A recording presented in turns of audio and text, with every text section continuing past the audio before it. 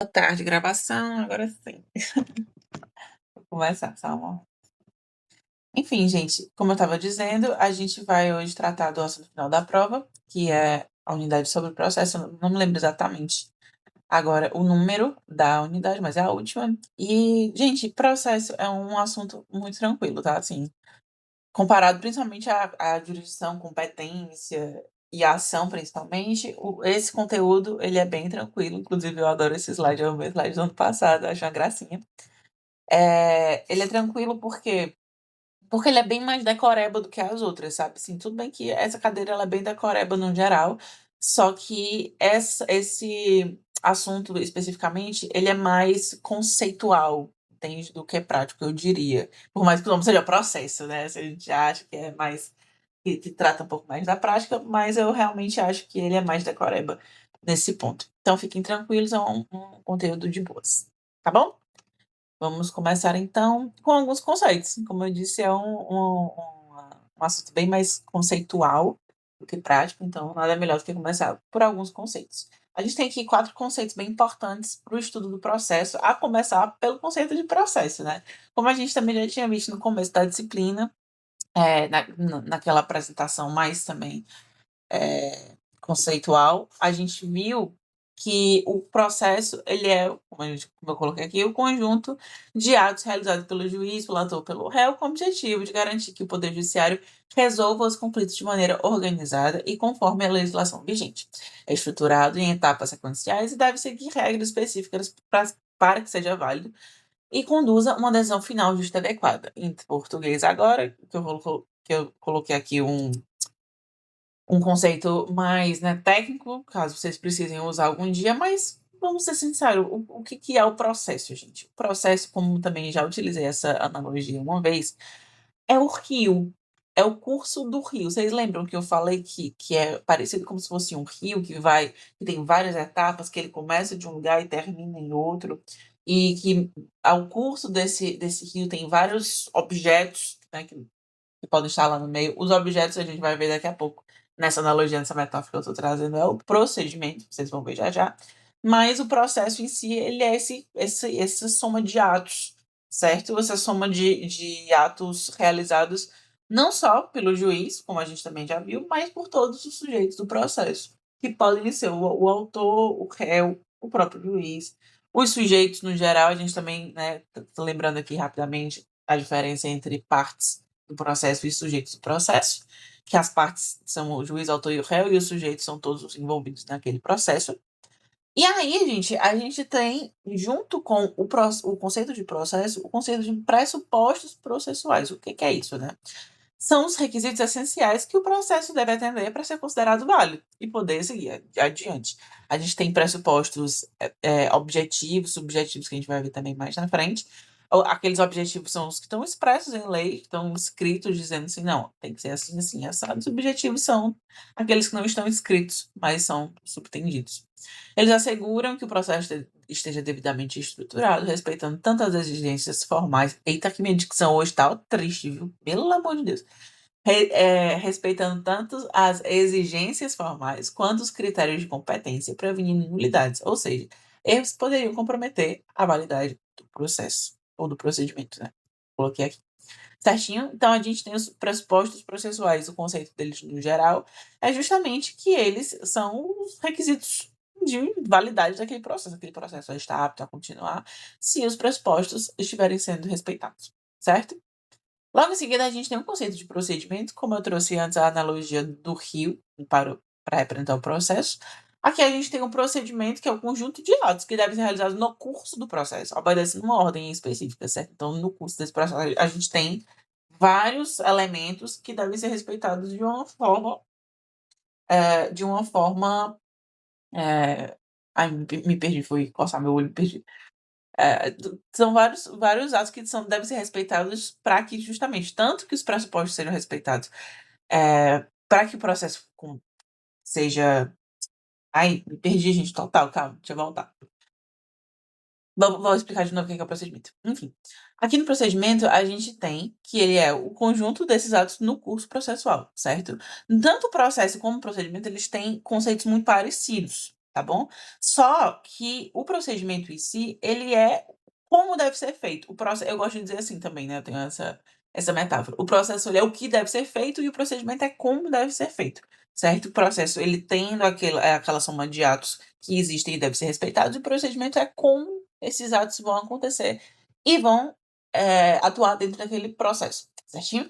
Existem diferentes tipos de procedimento, como procedimentos comuns, procedimentos especiais, cada um com regras e características próprias, adaptadas às peculiaridades de cada tipo de demanda. Ou seja, ainda tem procedimentos diferentes, certo? Dentro de um processo, a gente pode ter procedimentos diferentes que caracterizam justamente a soma desses atos, certo? E aí a gente tem, para fechar aqui esse quadrinho, os pressupostos processuais estricto sensu, né, de sentido estrito, que são a competência do juiz, a capacidade das partes e a regularidade da petição inicial. Que são, assim, sem isso aqui não funciona. É basicamente isso que ele quer dizer. Sem esses requisitos aqui, esses pressupostos processuais, em sentido estrito, o processo não nem começa, certo? E quais são eles? Primeiramente, a gente tem a competência do juiz. O juiz deve ter autoridade legal para julgar o caso, também como a gente já viu antes na unidade de competência. Se o juiz for incompetente, aquele processo, né, ou o juiz, ou se ele for incompetente, ou não, ou tiverem 2 juízes competentes, não tiver nenhum juiz competente, como a gente também já viu anteriormente, se tiver esse problema, algum conflito de competência, o os pressupostos processuais estão sendo, ai, alguém tá com o microfone ligado ou não? Apareceu aqui. Só cuidado aí, viu, eu acho que se tiver o microfone ligado. Voltando aqui. Certo? Então, ou seja, sem um juiz competente, ou como a gente também já viu, né, em casos de conflito de competência, aquele processo não pode sequer começar, ou se ele começou, ele vai ser nulo. Esse é um pressuposto processual em sentido estrito, né, como a gente colocou aqui, estrito sensu. Aí, em seguida, a gente tem a capacidade das partes também, porque não só o juiz deve ser competente, como as partes também. O autor e o réu devem ter capacidade jurídica, né? Sendo a capacidade aqui a gente trata diferentemente, mas a capacidade aqui do autor e do réu deve ser jurídica, ou seja, maioridade e plena capacidade mental, certo? Também acho que vocês já viram um pouco sobre a capacidade jurídica em Direito Civil 1, imagino eu. E logo em seguida a gente tem a regularidade da petição inicial. A petição inicial deve ser clara, bem elaborada e apresentar todos os elementos necessários à demanda. Vocês vão estudar melhor a petição inicial mais em processo civil 1, mas caso tenham interesse, tenham curiosidade, se quiserem depois dar uma lida, eu acho que é o artigo 119. Eu sempre erro o número desse artigo, mas eu acho que é o 119 do Código de Processo Civil. Ele tem lá os requisitos, processuais, né, os requisitos obrigatórios para que a petição inicial seja deferida e para que o processo tenha continuidade, certo? A petição, como a gente colocou aqui, deve ser clara, bem elaborada e apresentar todos os elementos necessários. E esses elementos que eu estou dizendo, eu acho que é o 119, tá? Se eu não estou errado. Se alguém tiver aí, fala, se puder compartilhar com a gente. Eu acho que é o 119, mas enfim. Alguma dúvida aqui, gente? Algum desses 4 conceitos? Eu disse que era tranquilo, acabei até me alongando um pouco. Tudo certo? Passando aqui então. A gente então entra nos requisitos de validade do processo, como eu coloquei também anteriormente, são os nossos requisitos. Tá gravando. Eu esqueci de avisar que eu ia gravar já, mas tá gravando sim. Enfim, voltando aqui, a gente tem os requisitos para aquele processo ser válido, certo? Ou seja, para aquele processo ser iniciado, ele precisa, obrigatoriamente, ter alguns requisitos de validade. Esses requisitos funcionam como uma espécie de filtro pelo qual o processo deve passar para permanecer válido e eficaz.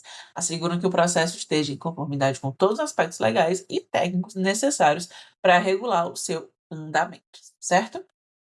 Agora vamos por um pouco mais quais são. A gente, como eu tinha até mencionado anteriormente, a gente tem alguns requisitos objetivos e subjetivos, mas vamos começar aqui pelos subjetivos. Esses requisitos referem-se a pessoas envolvidas no processo. Cada participante deve atender a condições específicas para que o processo seja considerado válido, que alguns deles são a capacidade processual das partes, como eu trouxe anteriormente para vocês, naquele quadrinho, tanto o autor quanto o réu devem possuir capacidade jurídica, ou seja, ser maiores de idade e não estarem judicialmente incapazes. Caso uma das partes seja menor ou incapaz, deverá ser representada por um representante legal. E sobre a legitimidade das partes, o autor deve ter um interesse legítimo no pedido, enquanto o réu deve ser a pessoa adequada para responder à ação. Certo? Alguma dúvida em relação a isso aqui? Tudo tranquilo? Imagino que esteja de boa. Só falando rapidamente aqui também um pouco melhor, eu sei que eu tinha falado antes dos dois, né, mas trazendo um pouco aqui sobre a legitimidade das partes. Inclusive, é por isso que a gente, né, vê por aí quando tem casos, por exemplo, de litigância de má-fé, aquele autor não é legítimo, né, no caso. Então aí por isso que a legitimidade das partes é um requisito importante. Vocês estão me vendo direito, gente? Porque na minha visão está tranquilo a câmera e o áudio, porque eu tô vendo aqui no meu celular, eu tô achando meio podre a imagem. Não sei se é a minha internet. Mas enfim. Show. Certinho? Por isso que é importante também a gente ter a legitimidade das partes dentro do processo. E aí a gente traz aqui mais alguns requisitos subjetivos que eu também já tinha falado antes, né, rapidamente, sobre a competência do juiz. A competência do juiz é fundamental para que ele possa julgar o caso corretamente. É definida pelas normas legais que determinam qual órgão ou magistrado tem autoridade para lidar com determinado tipo de processo. A competência pode ser classificada em 3 tipos: material, territorial e hierárquico. Isso aqui, né, é mais uma revisão do que a gente já tinha visto antes, porque eu imagino que seja mais tranquilo, tendo em vista que a gente já viu também a questão da competência, inclusive a competência do juiz. Inclusive, eu não lembro agora também de cabeça o artigo que fala sobre as atribuições do juiz, mas depois eu descobri e mando pra vocês. Eu esqueci. Cara, eu acho que é os 139, 130 alguma coisa, não sei, eu acho, uma coisa assim. Certo? E aí a gente tem passando rapidamente, né, também só por uma breve revisão. A competência pode ser classificada em material, que é relacionada à área do direito envolvido, como direito penal, trabalhista ou civil. Territorial, que define o local onde o processo deve tramitar. E hierárquica, que refere-se ao nível de justiça, como juiz de primeira instância, tribunal ou instâncias superiores. Logo em seguida, a gente vê que um dos requisitos objetivos é a imparcialidade do juiz, tá? A gente estudou, inclusive, anteriormente nos princípios, não sei se vocês estão lembrados que a gente falou um pouco sobre a imparcialidade do juiz, mas o juiz deve ser imparcial, porque a imparcialidade é um princípio fundamental da justiça. Ele não pode ter interesses pessoais na causa que prejudiquem sua neutralidade. A imparcialidade pode ser comprometida por fatores como amizade íntima, inimizade, vínculos econômicos ou parentesco com as partes envolvidas. Mas no mesmo que a gente também já sabe, essa questão da imparcialidade do juiz. E as partes também devem ter capacidade postulatória, que refere-se a exigência. Gente, a minha dicção hoje, ela não quer funcionar. Exigência de que as partes em um processo sejam representadas por um advogado ou defensor público devidamente habilitado, que é besteira também, mas é um requisito subjetivo de validade do processo. A capacidade é essencial para a prática de atos processuais, exceto em casos previstos em lei.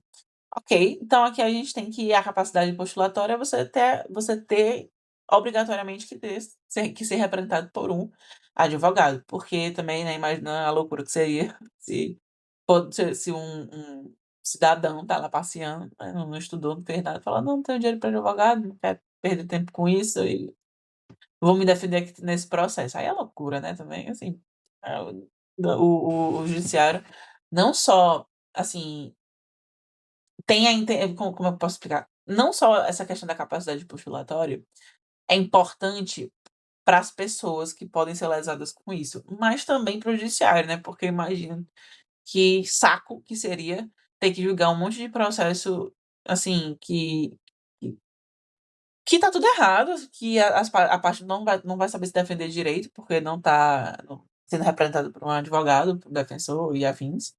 Então aí, tipo, isso também acaba atrasando o próprio judiciário, né, porque se a gente para pra pensar, eh, dos requisitos do devido processo legal para que ele funcione é você ser representado por uma pessoa que tenha conhecimento daquele, daquele processo, entendeu? E dos direitos e afins, que é o caso de um advogado ou um defensor público. Eu não tinha pensado nisso antes, só que eu tô refletindo, pensando sozinho. Mas realmente, a questão da capacidade postulatória é interessante não só individualmente falando, mas também para um coletivo. Reflexões, né, aquela coisa. Tudo certo aqui, gente? Me avisem se sim, gente, eu achei esse modelo muito fofinho. Olha esse golfinho, cara, muito fofo.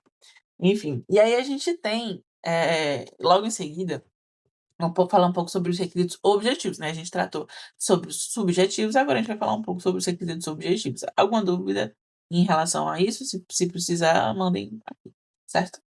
E aí a gente chega então nos objetivos intrínsecos, que é relacionados ao formalismo formal.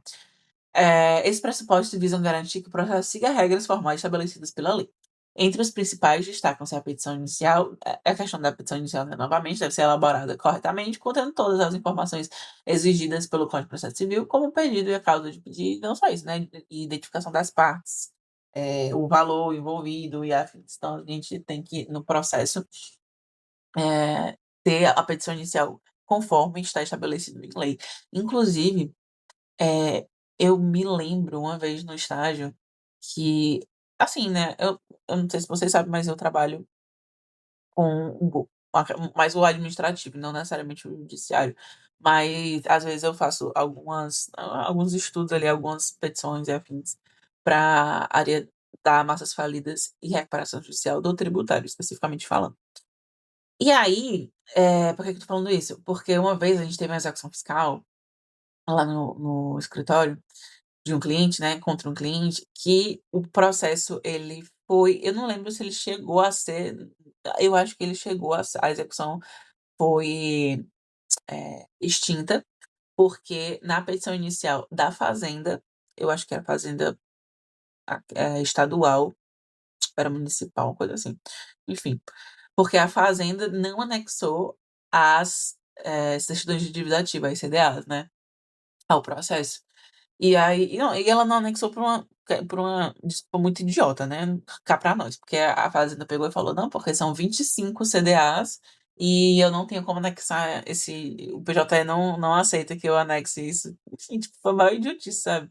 Aí, literalmente o processo ficou tramitando, mas não a síntese da lide não foi o crédito ou não, ou perdão, não foi o valor que estava sendo executado contra o nosso cliente. Foi literalmente a fazenda brigando, o juiz na realidade brigando com a fazenda e a fazenda brigando com o juiz de volta, dizendo assim: "Cara, não sei o quê, como foi, meu Deus?" Ele falando literalmente, tipo assim, tipo, tiveram várias movimentações processuais em relação a isso, deles brigando, falando, porque a fazenda dizia que não dava para anexar e o juiz dizendo: "Não, dá sim". Aí, enfim, o juiz se imputou no final e suspendeu a extinguiu a execução fiscal. Em relação a isso, e a gente não precisou nem fazer nada, a execução foi extinta justamente porque um dos requisitos da petição inicial é anexar as CDAs, né, pelo menos, né, na execução fiscal que a gente está tratando aqui, e a fazenda não anexou, e aí por isso que, a execução foi extinta. Eu lembro desse caso, foi engraçado. Certo, e aí logo em seguida a gente tem também que um dos requisitos objetivos é a citação das partes, né, pô, a gente já trouxe também 1 milhão de casos que aconteceu isso, que o processo tramitou por 2 anos, se eu não me engano. Não, mais eu acho. Acho que era muito mais tempo na real, acho que foi tipo desde 2020 o processo tramitando, e eu não lembro só exatamente o que era, se era uma execução, eu acho que não, eu acho que era uma execução fiscal também. E aí o processo tramitando 2 anos ou mais, eu não lembro agora de cabeça, e assim, o réu, né, as partes, no caso o nosso cliente, não tinha sido nem citado. Aí a gente foi descobrir essa execução porque os valores foram bloqueados na conta, sem ele ser nem citado. Loucura. E aí, ou seja, trazendo aqui para o nosso slide, as partes devem ser devidamente citadas a fim de assegurar o cumprimento dos princípios contraditórios da ampla defesa, né, aquela coisa, como é que eu vou me defender de uma coisa que eu não estou nem sabendo? Então, por isso que a citação das partes também é um dos requisitos objetivos para o processo tramitar, perdão, corretamente. Logo em seguida, a gente tem alguns requisitos formais, que são os procedimentos que devem ser seguidos ao longo do processo para garantir sua validade. A gente tem a citação válida do réu, como eu já tinha mencionado anteriormente, o réu precisa ser formalmente informado sobre o processo, para que ele tenha a oportunidade de se defender. Ai, passei sem querer agora. A citação é o ato que dá conhecimento ao réu sobre a demanda, garantindo o direito ao contraditório e ampla defesa. Por exemplo, se o autor move uma ação de cobrança contra o réu, a citação garante que o réu seja notificado da ação, permitindo que ele apresente sua defesa no prazo legal. Sem essa citação, o processo seria inválido, pois o réu não teria chances de se manifestar, como a gente já tinha falado anteriormente aqui sobre essa questão da citação do réu. Outro requisito é o respeito ao devido processo legal. O processo deve seguir todas as etapas previstas em lei sem omissões, assegurando que os direitos das partes sejam respeitados. Por exemplo, em processo trabalhista, o juiz deve garantir que todas as fases do processo. Eu coloquei assim, né? Um exemplo prático, mas isso é em todos os processos possíveis. Deve garantir que todas as fases do procedimento sejam cumpridas, como notificação da reclamada, apresentação da defesa, instrução probatória e sentença. Caso alguma dessas etapas seja ignorada, o processo poderá ser considerado nulo, comprometendo o direito das partes a um julgamento. Ok? Alguma dúvida em relação a isso? Era mais do que eu já tinha falado, né, a questão da citação e do processo legal. Mas se precisarem, mandem aí no chat alguma dúvida. A gente tem agora os requisitos de validade extrínsecos negativos. É um nome difícil, né, assim, eu não sei por que que o direito tem esses nomes tão complicados para coisas tão simples. Mas enfim, vamos voltar aqui. Agora que os nomes vão ficar complicados, mas vocês entendendo como é que funciona na prática, não tem problema nenhum, tá bom? Então a gente tem que esses elementos referem-se a condições negativas da ação, ou seja, situações que impedem o prosseguimento de um processo ou ajuizamento de uma nova ação, caso já existam obstáculos legais. Entre os principais requisitos negativos destacam-se a perempção, é um nome horrível, mas, como eu disse, né, nomes feios, conceitos fáceis. A perda do direito de ação devido ao mau uso por parte do autor, especificamente quando ele abandona 3 ações idênticas, que é justamente essa percepção. O que é que isso significa? Meu irmão, o judiciário, né, ele não é besta.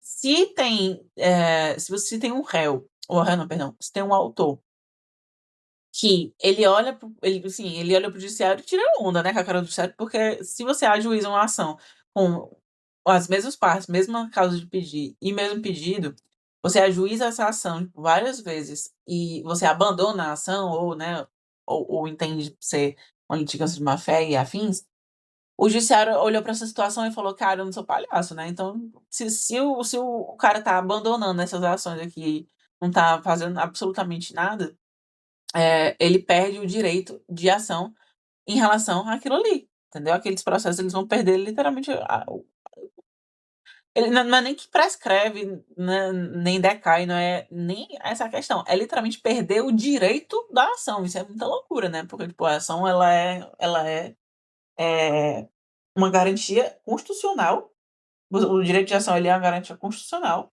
tá na Constituição, tá no Código de Processo Civil, mas nesse caso especificamente você perde o direito da ação devido a mau uso por parte do autor, e isso chama perempção.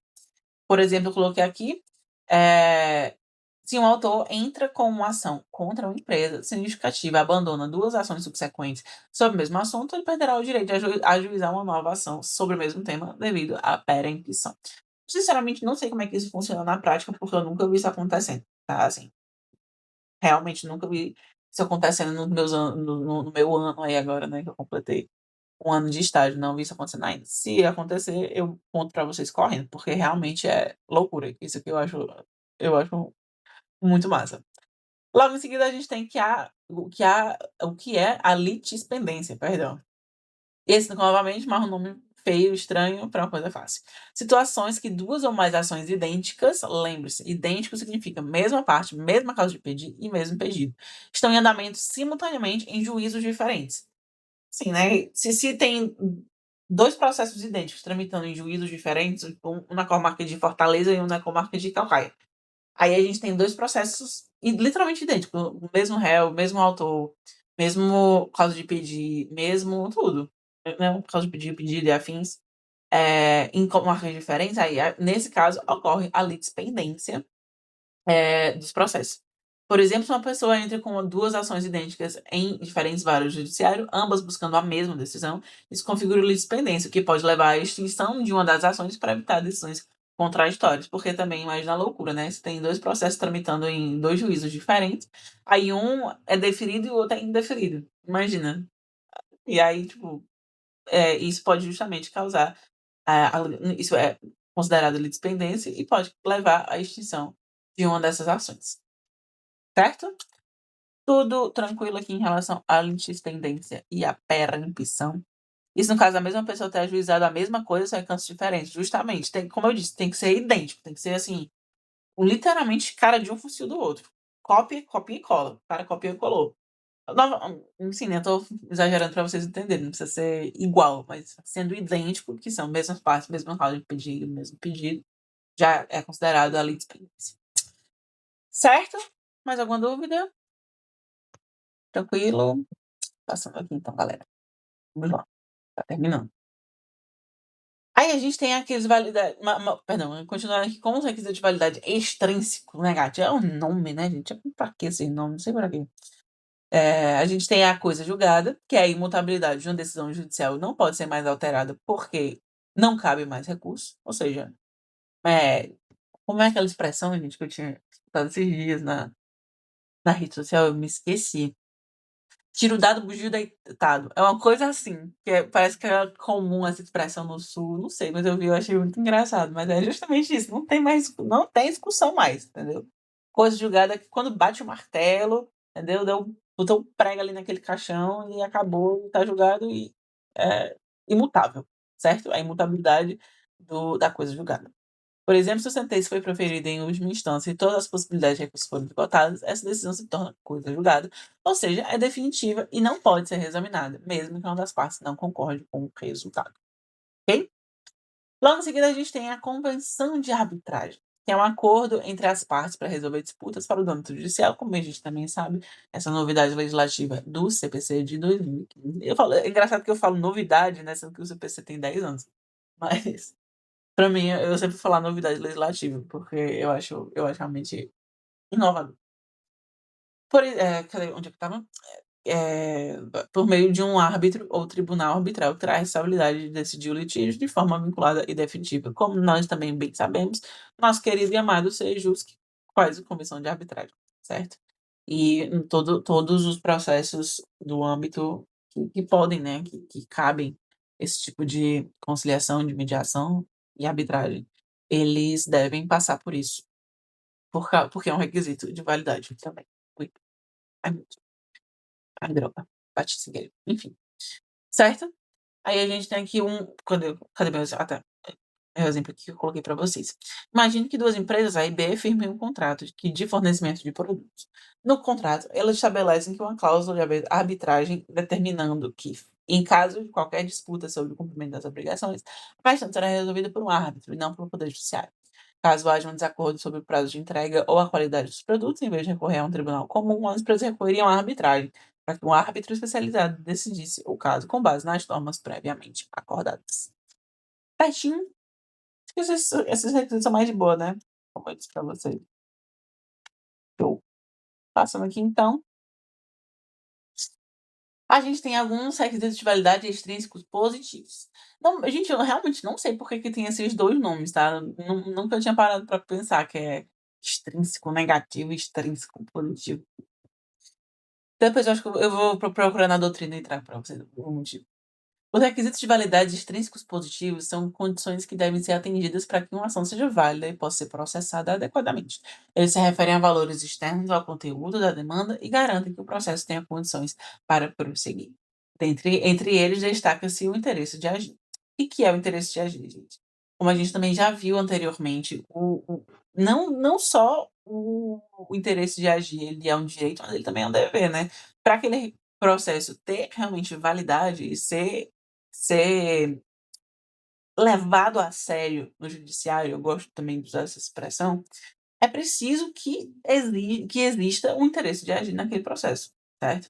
O interesse de agir está presente quando o autor demonstra necessidade de recorrer ao judiciário para resolver um conflito. Ou seja, quando ele não consegue solucionar a questão por conta própria e precisa da intervenção judicial para proteger seu direito ou resolver a controvérsia. Além disso, a medida solicitada deve ser adequada para solucionar o problema. Ou seja, né, a ação proposta deve ser eficaz para alcançar o resultado desejado. Um exemplo simples: o consumidor com produtos com defeito e, após resolver com o fornecedor sem sucesso, recorre ao judiciário para garantir seu direito, pedindo a substituição do produto ou reembolso. A ação é adequada porque busca uma solução eficaz conforme o Código de Defesa do Consumidor. Ou seja, para que aquele processo tenha validade, ele precisa, obrigatoriamente, ter o interesse de agir da parte autora, certo? Para que aquela parte também seja legítima. Tranquilo, gente? Ui, tudo certo? Sim. Ai, já acabou, olha, já vi mais um slide. Socorro. Gente, eu jurava que tinha mais um, mas é isso mesmo. Gente, nosso slide de hoje, muito obrigada, Jade. Nosso jardim de hoje chegou ao fim. Obrigada. Inclusive, eu ia falar algumas palavras bonitas, mas eu tô meio lelé das ideias, que vocês até perceberam, gente. Eu ainda tô meio doente, mas enfim. Eu falo na segunda-feira, então. Mas é isso, gente. Muito obrigada. Obrigada pelo semestre. Estou muito feliz. Esse foi, inclusive, meu último dia de introdução ao processo civil da vida, não sei, mas tá, eu espero que sim, porque agora, né, eu vou, inclusive, alcançar novos horizontes. Saiu aqui a lista de. Oh, meu Deus, de inscrições deferidas da Monitor, inclusive vi várias pessoas, vários alunos meus, estou muito feliz por vocês, espero que dê tudo certo. E quem sabe a gente não se encontra, né, ou no próximo semestre, ou daqui a um ano, né? Não, daqui a 2 semestres, no caso, na minha próxima monitoria, que se Deus quiser eu passarei, que é eu vou fazer a prova para Direito Tributário 1. Então é isso, gente. Muito obrigada, foi muito bom, foi um ano muito legal. Eu disse que não ia falar nada, mas eu, enfim, né, não me aguento, vocês sabem. Foi um ano muito bom, estou muito feliz, vocês são uma turma maravilhosa, por mais que a gente tenha até um coro reduzido aqui hoje, normal, a gente fim do semestre, deixa eu parar a gravação inclusive. Tchau gravação, beijos.